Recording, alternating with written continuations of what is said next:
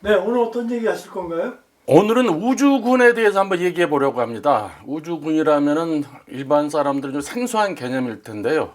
육해공군과 다른 별도의 군종으로 우주군에 대해서 얘기해 보려고 합니다. 우리나라도 그 우주에 대해서 관심이 많은 것 같은데. 예, 최근에는 우리나라도 북한을 정밀 감시할 수 있는 군사 정찰위성 2호기를 발사했지 않습니까? 이거는 우리나라의 이 4.25 사업에 따른 겁니다. 4.25 사업이 뭐냐 하면은 2시간마다 북한 전역을 정밀 감시 정찰하기 위해서 군사 정찰 위성을 5기를 띄우겠다는 사업인데요. 킬체인의 핵심입니다.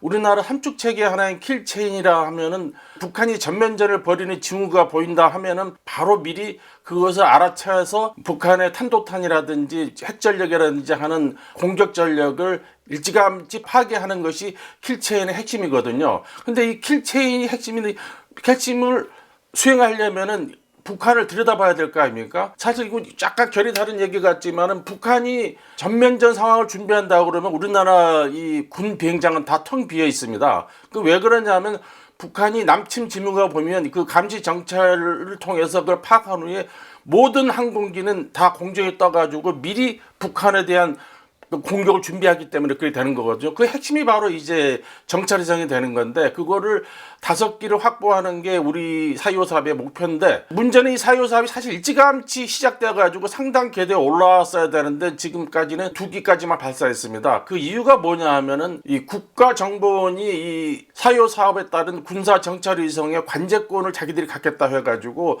군과 마찰이 빚었거든요. 그래서 그 관제권을 놓고 이게 다투다 보니까 상당히 사업이 늦어졌어요. 그래서 지금은 양쪽이 좀 이게 적절한 선에서 타협을 봐가지고 지금 사업이 진행되고 있는데 여기서 보듯이 이 우주란 영역에 대해서 국가정보원까지 관심을 가지고 자기 영역을 하고 포함시키려고 하거든요. 그런 만큼 군 내부에서도 육해공군이 모두 우주 영역에 대한 관심을 갖고 내부적으로는 치열하게 우주 영역에 대한 영역 싸움을 벌이고 있는 상황입니다. 그러면 어떤 군에서 아니면 국정원에서 어떤 군에서 우주를 책임져야 되나요? 이게 상식적으로 일반적으로 보면은 이 공군이 이제 우주의 터줏대감 격으로 담당해야 될 생각이 드는데 사실 내면을 들어가 보면 굉장히 복잡합니다. 이게 특히 이제 군에서는 육해공군 합동성을 굉장히 주장을 하고 강조하거든요.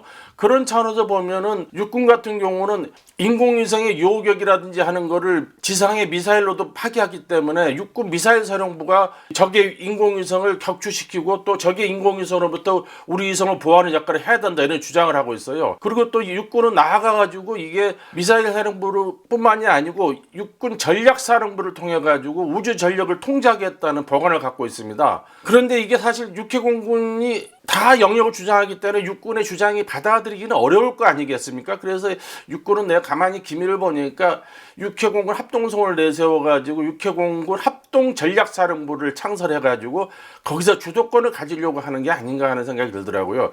그렇게 되면 육군은 가장 육해공군이 힘이 세기 때문에 육군이 주도권을 갖고 그 안에서 우주 영역에 대한 영향력을 가장 많이 행사할 수 있는 여건이 되는 거죠. 해군도 상당히 우주하고는 거리가 멀어 보이지만 해군도 나름대로 우주에 대한 지분이 있다고 주장을 하는데요. 그거는 뭐냐면 해군의 이제 SN급 요격 미사일이 다 외기공을 해서 적의 탄도탄을 파괴시키고 또 SLBM 즉 잠수함 발사 탄도 미사일도 대기권 밖으로 나갔다가 대기권으로 재진입해서 이제 적의 목표를 파괴시킨 거기 때문에 자기도 우주의 영역에 연관이 있다고 얘기를 합니다. 또 재밌는 거는 지금 해군 같은 경우는 해양에 기반한 이 우주 작전 개념이라든지 또 해양에 기반한 또 우주 전력 방안에 대해서 한 연구도 하고 있어요.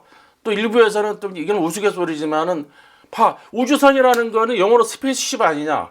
우주선이 배다. 배라는 개념이 있다면 우주는 해군의 영역이다라고 이제 우스갯소리로 주장하는 얘기도 있죠. 그렇더라도 우주는 공군에 제일 가깝지 않겠습니까? 그렇죠. 아무래도 육군이나 해군보다는 공군이 가장 20년 넘게 우주군을 준비해온 군대거든요. 공군의 구호가 하늘로 우주로입니다. 그러니까 이 건배사를 하더라도 한쪽에서 하늘로 하면은 또 반대편에서 우주로 하고 이제 화답하는 이게 건배사까지 할 정도인데 소위 말해서 구호 자체가 우주로 가겠다는 거를 여실히 이제 계속 표출해 왔는데 지금 공군 입장에서는 육군하고 해군이 이 우주에 대한 밥상에 숟가락 얹는 거를 넘어가지고 특히 육군 같은 경우는 우주에 대해서 독상까지 차리겠다고 나서고 있으니까 신기가 불편할 수밖에 없죠. 그리고 육군과 해군에 비해서 공군은 상당히 오랫동안 이 우주 관련 조직을 만들고 준비를 해왔어요. 그래서 지금 조직만 해도 우주 정보 상황실이라는 걸 운영을 하고 있고요. 대한민국 상공을 날아다니는 2,000여 개 인공위성을 감시하는 위성 감시 통제대를 운영하고 있습니다. 또 우주 작전대도 있고요. 우주 기상팀도 운영하고 있습니다. 공군은 스페이스 오디세이 프로젝트라는 우주 작전 개념을 계획하고 있습니다. 큐브릭 감독의 스페이스 오디세이 영화에서 이름을 따온 걸로 보이고요. 살펴보면 우주 작전의 핵심은 즉 3요소라고 흔히들 얘기하는데 그거는 우주 정보, 우주 감시, 우주 전력으로 이루어져 있습니다. 공군이 이 우주 작전 3요소에 대한 이해도가 가장 깊고 그동안 또 오랫동안 준비를 해왔거든요. 그런 차원에서 공군이 우주군을 주도하고 육군과 해군은 우주군의 지원을 받는 게 합리적이라고 생각하고 있거든요. 이런저런 걸 봐서 빨리 우리 군도 국군조직법에 우주군의 조직과 임무에 대한 규정을 해서 법적인 뒷받침을 좀 만들어놔야 될 것 같아요. 지금 우주작전이라는 법적 뒷받침이라는 게 지금 사실 국군조직법에는 없거든요. 그게 필요하다고 저는 생각하고 그렇게 함으로써 또 그 안에서 육해공군의 우주 영역에 대한 영역에 대해서 또 이게 또 규정을 하는 게 바람직하지 않을까 생각합니다. 선례가 있을 것 같아요. 특히 미군이나 다른 나라 운영하고 있는 나라가 있을 거 아닙니까? 원래 미군은 육해공군, 해병대 그리고 해안경비대 5개였는데요. 거기에 지금 트럼프 대통령 당시엔 2019년에 우주군을 새로 창설했습니다. 사실 그 당시에 공군은 그 우주군을 따로 독립시키기 위해서 반대를 했는데 트럼프가 강력하게 그거를 주장을 해가지고 우주군이 따로 창설하게 됐죠. 영국도 우주군이라고 있는데 그거는 육해공군 상군 체계와 함께 이 민간인이 합동으로 구성된 조직입니다. 그래도 그 책임자는 공군 장성이고요. 프랑스는 2019년에 공군을 항공우주군으로 확대 개편했습니다.